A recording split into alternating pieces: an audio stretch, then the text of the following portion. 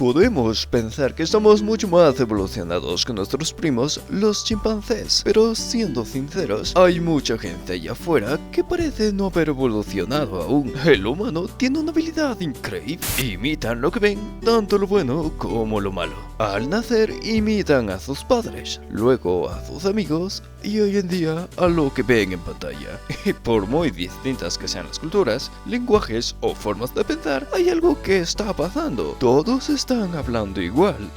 ¿Y cómo que igual, güey? Pues a eso es a lo que me refiero. Yo voy a cantar esta canción, yo voy a cantar esta canción para mi gente. Ay, ay, ay, ay, ahora sí no cantar. Así como estuve parodiando a los españoles al inicio de este video, cada país tiene su forma de hablar, algunos más acentuados que otros, pero vaya, cada país es distinto. Mamagüevo. Vaya, y aparte del acento es que cada país tiene sus jergas y modismos propios. Pero hay algo cada vez más común, la mexicanización. Pero antes de continuar, definamos a qué me refiero con esto de mexicanización. La mexicanización en este contexto no significa que cualquier otra cultura se vuelva mexicana o que la gente quiere volverse mexicana. Este es el programa número 1 de la televisión humorística, El Chavo. O mucho menos que México esté imponiendo su cultura intencionalmente. A lo que me refiero es que ciertas cosas de la cultura se adquieren, como el acento, chistes, referencias y otras cosas. De hecho puedo decir albures y me van a entender muchos de ustedes, a pesar de que es una palabra que solo se usa en México. Queda claro. No dejan de entrar preguntas a nuestro chat. Rosa Melano, vivimos unas circunstancias muy especiales, como decimos, por la situación generada con la evolución del COVID-19 y hay estudiantes que se lo plantean. ¿Qué pasa si muestro síntomas? ¿Qué debería hacer? Nos dice Rosa Melano. Está todo Facultad. cada uno en su facultad. Cada uno en la facultad donde vaya a cursar el grado elegido. Y Elber Galarga dice, aprobé la PAU en cursos anteriores, la anterior prueba, y quiero presentarme a la EBAU para mejorar la nota de la fase general. ¿Puedo hacerlo? Perfectamente. Nos dijo que sí. Perfectamente. ¿Dónde me matriculo? En el centro donde estudió. Son cosas que se vuelven normales para nosotros, a los hispanohablantes, a medida que los integramos. Principalmente esto se puede hacer por influencia de influencers, medios digitales, doblajes de series y películas, y vaya, con el uso que se les da, al integrarlo a una cultura distinta, con el tiempo deja de percibirse como algo mexicano, para pasar a sentirse como algo neutral o incluso universal hasta cierto punto para todos los hispanohablantes. Puedo ponerme yo mismo como ejemplo, porque uso muchos modismos del español del mexicano. Digo güey, digo pendejo, digo chinga, mamón y digo otras muchas palabras propias de los modismos mexicanos. Pero en mi caso puede ser porque, bueno, a mí no me gustan las jergas ni los modismos de mi propio país, ni socializo tanto y quizás por eso es que no se me pegan. Pero incluso hasta no parecen ser solo las palabras. Una vez yo estaba yendo a comer a un lado y veo que al lado hay una panadería y decía que vendía rosca de reyes y yo de ¿qué? En Ecuador nunca hacemos esto. O gente que subía fotos de la rosca de reyes diciendo me salió el muñequito, que según recuerdo los años anteriores nunca lo habían hecho. Además en redes vi a gente que se refería a su quincena como aguinaldo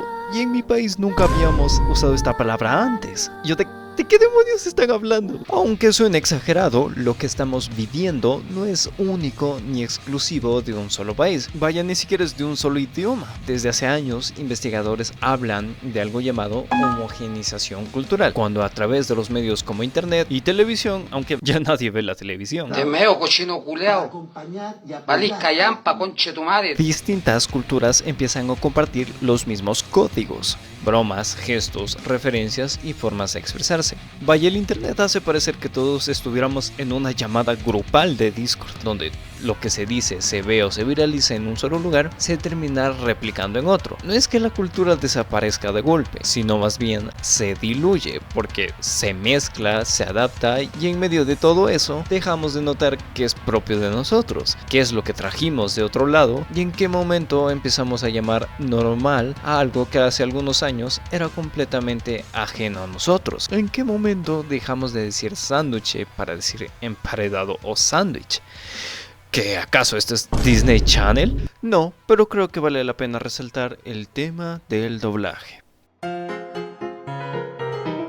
respecto a este tema de que nos estamos mexicanizando, creo que vale la pena mucho resaltar lo que es el doblaje mexicano. No todo doblaje viene de ese país, pero este se volvió un estándar para representar a todo el doblaje en Latinoamérica, a pesar de que hay doblajes en Argentina como Breaking Bad o Gravity Falls, chilenos, colombianos. Vaya, Thanos es interpretado por un colombiano, y en Valorant este personaje colombiano es interpretado por él mismo. Y también hay otros doblajes que vale la pena resaltar. ¡Aquí viene Audaz! El problema no es el acento, sino más bien que la hegemonía es de uno solo. Por eso digo que representa a toda Latinoamérica. En realidad, la mayoría de veces este doblaje es muy neutro. De hecho, a veces incluso hasta el doblaje mexicano se adapta a otros países, como chistes que se adaptan para Argentina u otros países de Latinoamérica. Pero también está el otro lado, donde el doblaje es tan exagerado que se usan palabras que mayormente solo son exclusivos en ese país. Primero que nada, no es un auto, es una pinche minivan. No impresionaremos a nadie. Qué mal que tu papá no te dio el Benz, hubiera estado de huevos. Quiero tu culito, mami. ¿Quién dice esas mamadas? ¿Yo? Quiero tu trasero, mami. ¿Quién dice esas estupideces? ¿Yo? Y perdóname cuando te he dicho, pinche gordo. Y perdóname cuando te he dicho, puerco gordo.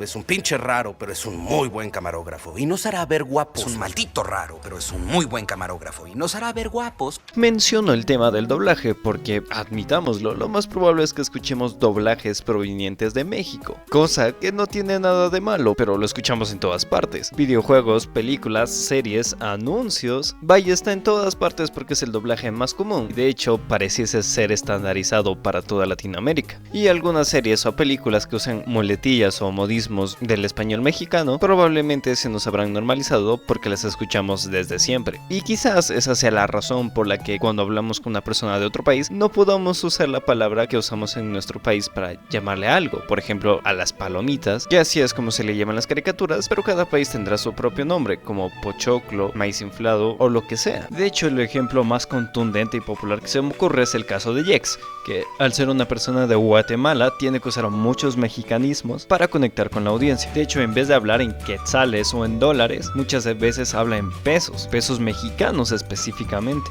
Otra razón por la que nos podríamos sentir mexicanizados es porque tiene personajes más sobresalientes que los de otros países. Por ejemplo, Gus Rodríguez, perdón, Eugenio Derbez, el mismísimo Chespirito. A lo que me refiero con esta parte es que estos personajes han resaltado mucho más que incluso personajes de nuestros propios países, que no significa que sean mejores, sino que simplemente tienen más influencia. Y de hecho pasa lo mismo con streamers o youtubers que son bastante conocidos. Entonces, uniendo todos estos elementos, medios digitales, personajes populares, memes, influencers y todo lo demás, lo que ocurre es que a través de ellos empezamos a absorber fragmentos de la cultura mexicana, muchas veces de forma inconsciente, porque no es porque alguien nos obligue, ni porque existe una intención de imponer una cultura sobre otra, sino porque se nos pegan las cosas, frases, chistes, formas de hablar, referencias, incluso hasta ciertos comportamientos. Vaya, no es una invasión cultural como tal, ni tampoco una desaparición de lo propio, es más bien un proceso de exposición constante. Vemos, escuchamos y repetimos tantas cosas de las redes sociales, y cuando nos encontramos con alguien que consume lo mismo que nosotros, esas referencias se refuerzan y se expanden. Es como si fuese una especie de adquisición cultural, pero compartida entre nosotros. Y al mismo tiempo no es un fenómeno unilateral. O sea, de que no es que solamente las cosas vengan de México y ya. Así como observemos los elementos de México, en ese país también se adoptan palabras, comidas, expresiones y costumbres de otros países. Por ejemplo, el ceviche, por ahí habrá algún lugar donde venden arepas. Y no solamente eso, también los modismos extranjeros que vienen de nosotros para allá. Los elementos que se mezclan, la cultura digital. Vaya, no todo fluye en una sola dirección. Entonces, respondiendo a la pregunta que se planteó en este video, ¿nos estamos mexicanizando realmente? Sí, en el sentido de que ciertas culturas tienen mayor presencia en el ecosistema digital en español. Ojo, digital, y por lo tanto aparecen más veces en nuestras pantallas, pero no sé si entendemos que este proceso no reemplaza las identidades que tenemos, más bien las mezcla. Lo que está ocurriendo es que no es una transformación total, sino una especie de sopa cultural algorítmica, donde distintas influencias conviven, aunque algunas pasen más que otras. No nos estamos mexicanizando, ni españolizando, ni nada de eso. Nos estamos volviendo híbridos, no lo hacemos a a propósito, sino del simple acto de estar en internet todos los días. Es por eso que se siente así. Bueno, y eso es todo. Así que cámara, ya se lo saben, denle like, suscríbanse, comenten y den dislike si no les gustó. Y ya, muchas gracias por ver. Y recuerden que la vida es un recuerdo.